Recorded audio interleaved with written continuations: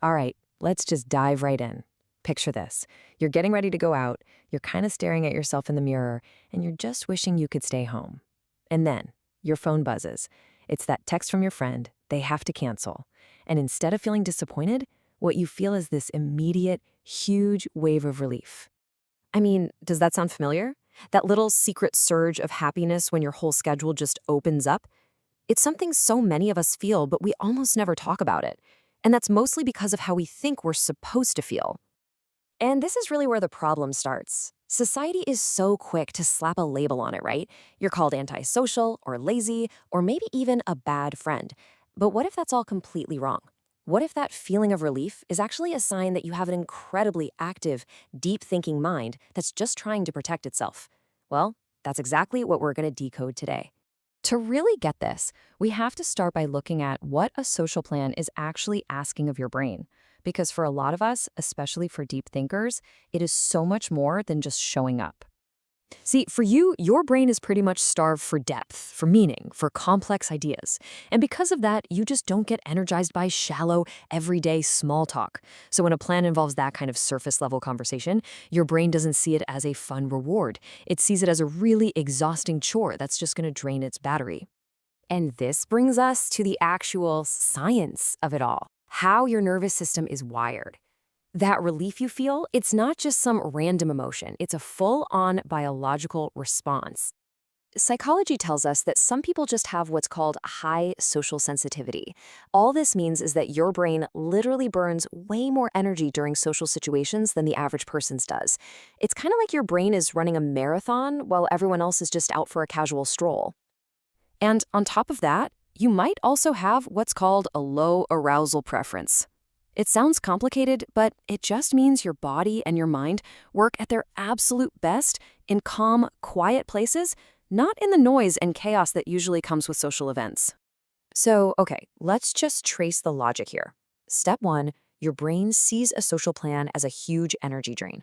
Step 2, the plan gets canceled. Step 3, your nervous system gets to avoid that drain. And step 4, as a reward, your brain floods you with this incredible feeling of peace. That relief you feel, it is literally your nervous system throwing a little party. So if that's what your mind is running away from, what is it running towards? I mean, what happens when your super active mind finally gets to be left alone? It's not just about avoiding something draining, it's about gaining something absolutely essential.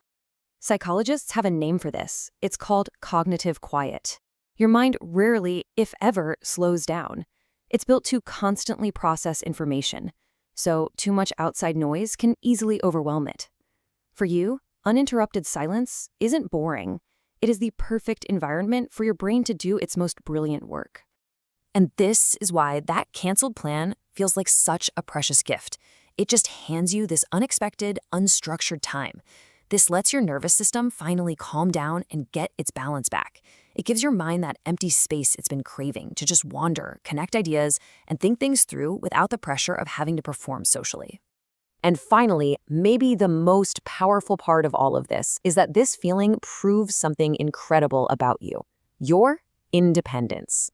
And this has nothing to do with being antisocial. It has everything to do with being self-sufficient. You can really see the difference here. People with high social dependency often need constant group stuff, external events, to feel validated or entertained. But if you have low social dependency, you find all the comfort and value you need right inside your own mind. You just don't need a crowd to tell you who you are. You know, when it comes right down to it, it's this simple. You recharge your internal batteries through solitude and reflection, not through small talk. For you, socializing drains your power, and being alone is what restores it. So let's bring this all home. The next time you feel that little rush of pure joy when someone texts you to reschedule, I really want you to stop feeling guilty about it, right then and there. I want you to remember this. That feeling is not a character flaw. Your relief is just your brain's natural, healthy way of protecting its own peace and saving its energy for the things that actually matter to you. So let's be clear, you are not broken. You are not antisocial, and you are certainly not a bad friend. What you are is the owner of a highly active mind that needs intentional rest. You are a protector of your own energy, and you know what? That is a real sign of strength. Which really just leaves us with one final thought. Now that you understand the why behind this feeling, the question is, how will you start to honor your own need for quiet? How can you build more of that intentional peace into your life? So a canceled plan feels more like a welcome bonus and less like a desperate necessity.